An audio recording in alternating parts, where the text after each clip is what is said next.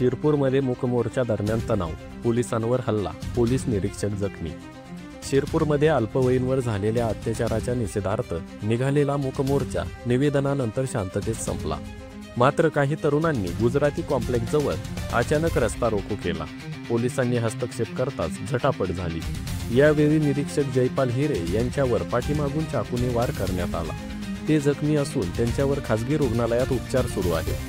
घटनेनंतर शिरपूर शहरात तणाव निर्माण झाला असून पोलिसांनी कडक बंदोबस्त तैनात केला आहे। शिरपूर तालुका पोलीस स्टेशन येथे जो एक पोक्सो कायद्याअंतर्गत गुन्हा दाखल होता त्यातील पीडित मुलीला न्याय देण्यासाठी आदिवासी समाज बांधवांकडनं मूकमोर्चाचं आयोजन करण्यात आलं होतं आणि ते आयोजन अतिशय शांततेत संपलं सुद्धा होतं। परंतु काही समाजकंटक असतात, त्यापैकी काही समाजकंटकांनी शिरपूर शहरातील मोर्चा संपल्यानंतर साधारण अर्ध्या पाऊण तासांनी शिरपूर शहरातील गुजराती कॉम्प्लेक्स या चौकामध्ये साधारण अर्ध्या तासापासून सर्व ट्रॅफिक जाम करून नागरिकांना आणि सर्वांनाच त्रास होईल अशा पद्धतीचं वर्तन सुरू केलं होतं।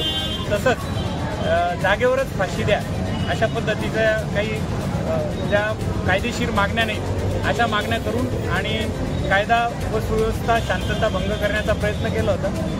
त्या अनुषंगाने आम्ही तिथे जाऊन त्यांना समजवत असताना आणि त्यांना बाजूला करत असताना एका समाजकंटकाने आम्हाला पाठीमागून धारदार शस्त्राने मारलं होतं। त्याच्यात छोटीशी जखम झाली आणि ते वैद्यकीय उपचार घेऊन आता आम्ही व्यवस्थित आहोत। कोणी अफवा पसरू नका, सर्व कार्यक्रम शांततेत झाला आहे आणि शिरपूर शहरामध्ये शांतता आहे। आपण सर्वांनी शांतता ठेवावी आणि कोणत्याही अफवांवर विश्वास ठेवू नये। धन्यवाद। P24 तास लाईव्ह सोबत प्रतिनिधी चंद्रशेखर आहिरराव, धुळे।